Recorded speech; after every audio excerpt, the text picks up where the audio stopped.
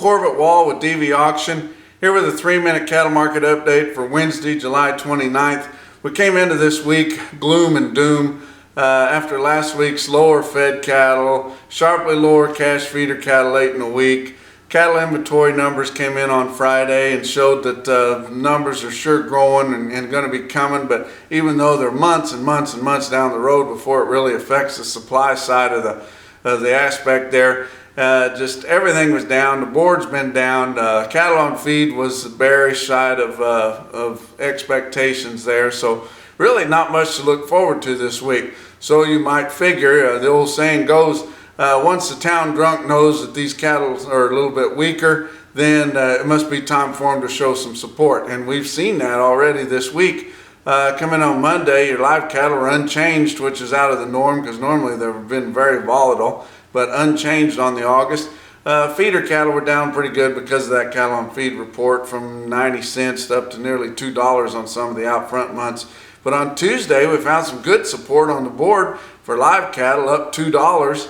And some of the out months a little bit more, and then also on Tuesday, feeder cattle were up big, $2.50 on the August, and still up pretty good on the out fronts. And it's getting in close enough to August that we need to see some convergence. So it's good to see that that board is trying to get itself lined up with cash, although it took a big sell-off on the cash to get close to it. December corn was down hard on Monday because of expectations of improved crops, better than what they thought. Everybody's been really worried about all this water that we've had this spring and summer on your corn. And like an old-time farmer was telling me last week, try growing corn without it.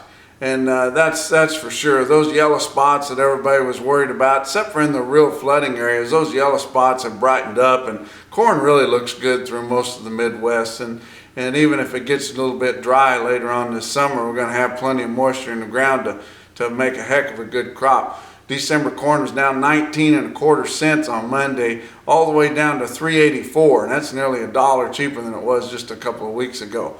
But the heat has really taken a toll this week, and not going to be very big runs of anything. And to borrow an old saying, my market reporter's saying, my favorite guy down in West Plains, Missouri, Dave Smith, on a week like this would always say cattle movement this week was mostly towards the shade.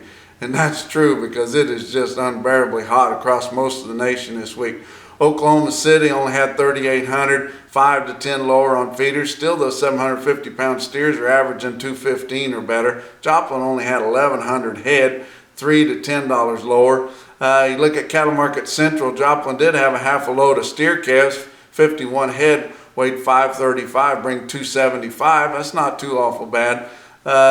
Bluegrass Stockyards in Lexington, Kentucky sold a load of steers, 66 head, weighed 891 at 209. Tuesday's slaughter only 110,000. That's 3 minutes. We'll talk to you on Friday.